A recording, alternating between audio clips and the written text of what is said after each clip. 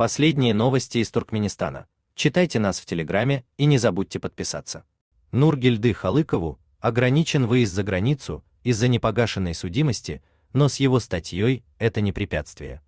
Корреспондент Туркмен Ньюс Нургельды Халыков получил копию решения Копетдагского и Трабского суда Ашхабада по своей жалобе на незаконный запрет на выезд за границу.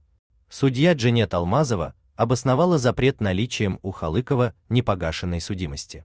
Но согласно закону о миграции, непогашенная судимость может препятствовать выезду только в случае, если гражданин совершил особо тяжкое преступление или при особо опасном рецидиве.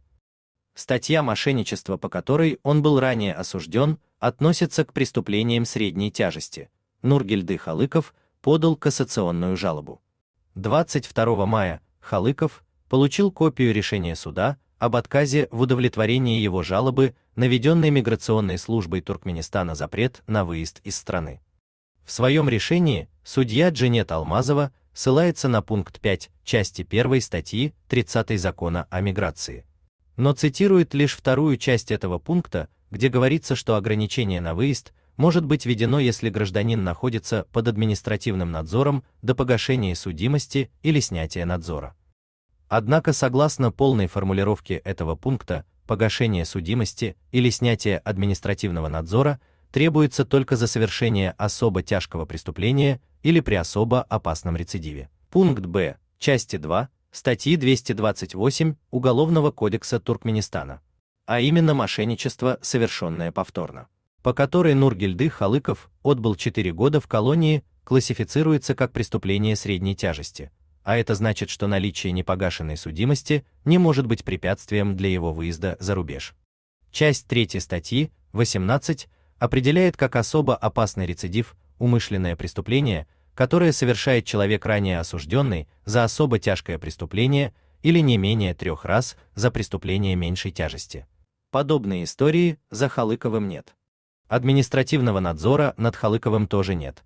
Согласно части 2 статьи 180 Уголовно-исполнительного кодекса, он устанавливается за преступления, совершенные при особо опасном рецидиве, и за тяжкие и особо тяжкие преступления. Соответственно, пункт 5 части 1 статьи 30 Закона о миграции никакого отношения к Нургельды Халыкову не имеет. Напомним, представитель миграционной службы на суде заявил, что его ведомство никаких претензий к выезду Халыкова за границу не имеет, а решение принято компетентным органом. По всей видимости, за этой формулировкой стоит Министерство национальной безопасности Туркменистана.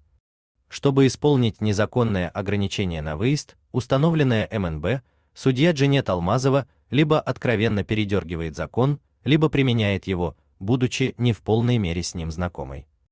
26 мая Нургельды Халыков подал кассационную жалобу в Ашхабадский городской суд. Напомним зрителям, что Нургельды Халыков был задержан и помещен под стражу в июле 2020 года, спустя день после того, как Туркмен Ньюс опубликовал присланную им фотографию членов делегации ВОС. В сентябре мужчину осудили на 4 года по сфабрикованному делу о мошенничестве. В июне 2024 года Халыков вышел на свободу, отбыв наказание полностью. В январе он намеревался выехать по рабочей визе в Объединенные Арабские Эмираты, но после долгих проверок в аэропорту Ашхабада ему отказали в выезде из Туркменистана. У вас есть что рассказать? Пишите нам в секретном чате Телеграма. Мы никогда не раскрываем свои источники и гарантируем полную анонимность. А если вам нравится наша работа, поддержите нас, становитесь нашим спонсором.